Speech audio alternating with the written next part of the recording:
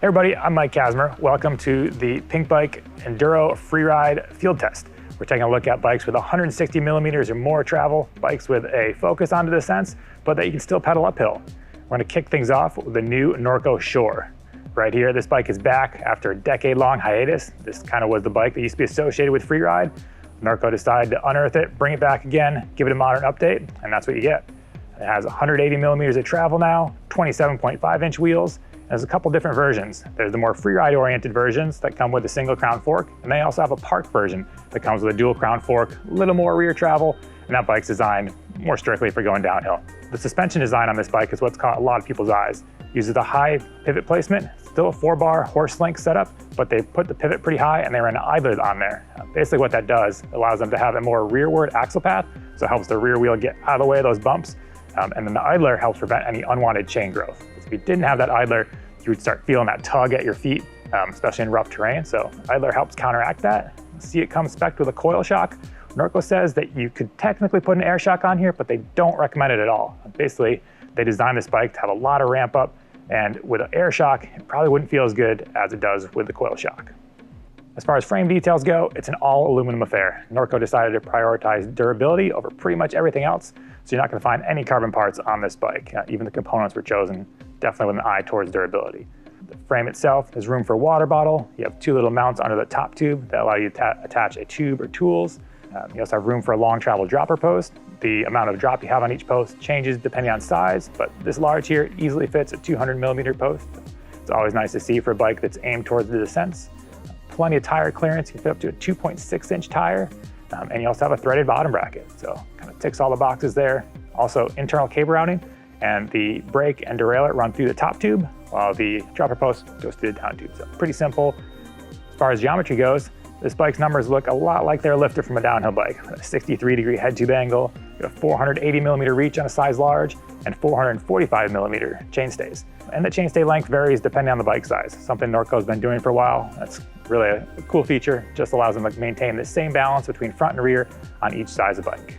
What are you gonna get for $5,200? Well, let's start up front. You've got that Fox 38 fork, 180 millimeters of travel, the Grip 2 damper. The rear shock is the DHX2 coil. Again, those are both the factory versions, so lots of adjustments. It really lets you fine tune the bike. The wheels, E13 LG1 downhill rims laced up to some DT Swiss 350 hubs. And then you also have a DD handlebar, DMR Death Grip grips, and the dropper post. That's a Trans X dropper post with 200 millimeters of travel. Out of the box, this bike already shows up with Maxxis's double down tires front and rear. It's an Assegai in the front, DHR2 in the back. We ended up swapping them out for Exo Plus casing tires just to keep things consistent across the board, but it is worth mentioning, and it's nice to see that it comes with, extra durable, tough tires. How much does this weigh with all those parts? Well, it weighs in at 37.4 pounds. Yeah, 37.4 pounds. This thing is not light. That's the weight of some downhill bikes out there. So obviously, durability, I keep saying that word, but that's what Norco was focusing on. And it's the heaviest bike out of the 5 bikes we have here. It's the only one with an aluminum frame, but still, aluminum usually adds maybe a pound or 2 compared to carbon, and 37 pounds, very heavy. But we'll get into that in the ride impressions, see how it actually affected it out on the trail.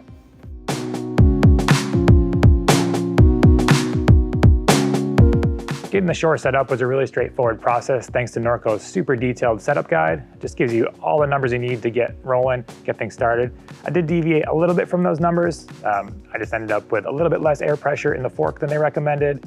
I ran 1 volume spacer up there, and then the spring rate, I ended up dropping down 1 spring rate there. Just needed the bike to have a little more sag in order to set it up perfectly to my weight. But overall, their guide is a great place to start. Lets you plug in your weight, height, kind of riding style, and you can go from there.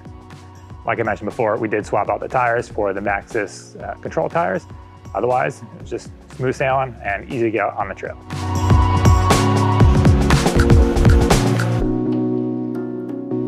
Anyone that says weight doesn't matter should take this thing out for a couple thousand feet of climbing and let me know at the top of that climb what they think. It's a heavy bike, no getting around it, and you do notice it. I wouldn't consider myself a weight weenie, but I kind of thought we were past the days of bikes that were this heavy. It's a Freeride bike. I don't think it weighs much less than the original one weighed. But either way, heavy bike, I'll move on from there, but just keep that in mind. Weight aside, The climbing position is very comfortable, and it does help alleviate some of that mass you're trying to get to the top of the hill. You feel nice and upright. It's got that 77.7 degree seat tube angle, so sitting up nice and straight, you don't feel overly stretched out, and it helps keep some weight on that front wheel. Could have a tendency to wander and feel a little sluggish, but having weight over it helps counteract some of that. This bike also has the longest wheelbase out of all the bikes on the test. So, super tight, techie climbs, it's not gonna be the bike to pick, but I don't think you'd be choosing that bike for that type of riding anyways. And it'll get up the rough stuff. It's a fairly efficient climber. There's no climb switch or compression lever on the shock, so it's always in the open position, but they've done a good job giving the bike enough anti-squat that you can kind of stand up, crank away, and it doesn't just bob up and down like crazy. So it stays pretty calm. So it's just a matter of convincing your legs to keep turning to get this thing to the top of the hill.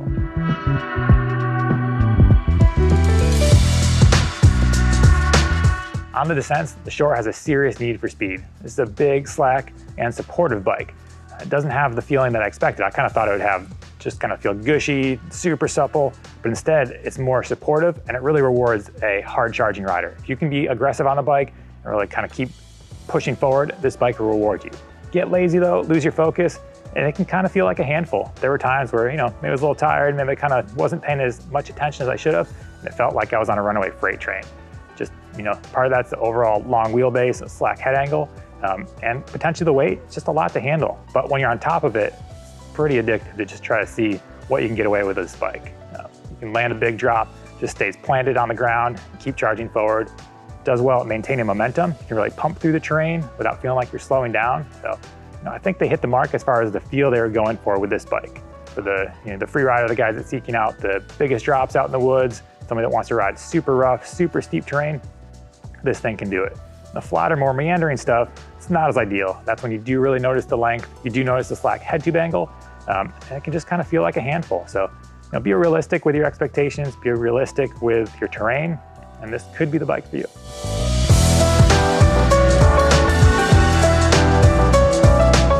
For the time testing, I had my 4th fastest time on this bike at 2 minutes, 44 seconds.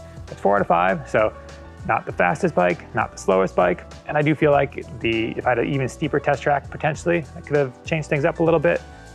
This was the bike that when I hopped on it during time testing, it felt the most different, basically. When I was on this one, it just felt a lot longer, a lot more locked into the turns compared to the other 4 bikes. So pretty interesting to go back and forth and hop on this and say, oh, this is something different.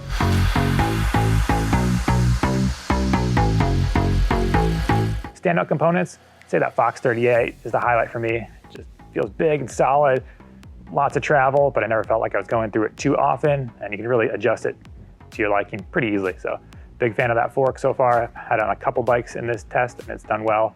SRAM's code RSC brakes, always nice to see, kind of used to them, no issues, super easy to deal with. That DHX2 shock, like I said, I had to drop down a spring rate, and I'd also be interested to try a little lighter compression tune. There were times where I felt like maybe I ran it pretty much fully open, and I wondered if an even lighter tune would just kind of help this bike hug the ground a little better, but something to experiment with. But I do think it's a good place to start, and for the really aggressive riders, that tune is probably perfectly appropriate. That TransX dropper post worked great, and it's super easy to adjust the amount of drop in 10mm increments. I actually did it trail side partway through my first ride when I realized the bike came with a 170 set up in 170 position. Easy to unscrew that little collar, rotate a little shim, and then had a 200mm post in a matter of minutes. So that's a cool feature of this bike. E13 rims, they held up. I did get a dent on the rear. Probably would have dented any aluminum rim, but yeah, it's nice I see those laced with DT Swiss 350 hubs. Those are proven. So overall, really solid build kit. As far as the frame itself, anything that came up, I did drop the chain one time. It got sucked behind the idler pulley. It was on kind of a undulating section of trail. I was pedaling pretty hard. I might've been shifting. And it only happened once. I did ride this bike on a bunch of shuttle days, a bunch of extra rowdy terrain, and that didn't happen again, but something to keep in mind. And you do also kind of notice that idler, the noise of it, especially if your chain's a little bit dry, you can hear it. So those are things that can happen with idlers. The final component note, that chain slat protector, it does the job, but I did end up adding some more mastic tape to the seat stay to quiet things down. And I kind of wish that protector wrapped around the chain stay a little bit more. I kept catching my heel on it. So little things that might need some tweaking if you do end up with this bike.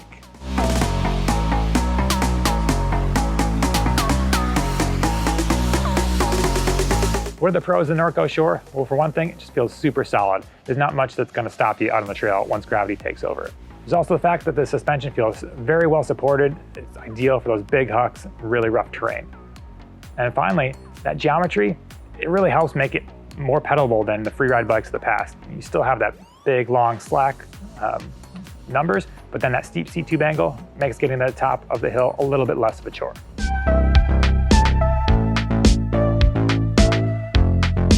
As far as cons go, I mentioned that weight. There's no getting around it. This is a heavy bike, no matter how you slice it. It is meant for the descents, but still, if you're gonna go on long pedals, that weight can come in and take a toll. Another con is that idler, it does add a little bit extra noise, a little bit extra complication. I only really had that one small issue, but it's something to keep an eye on, and it's not quite as simple as a non-idler bike. And the final con of this bike is just how gravity oriented it is. I know for some riders, that's not a con at all. You can be stoked. But if you're looking for something that's more of an all-rounder, this is definitely not the bike. It's more of a purebred, downhill-focused machine. So something to keep in mind.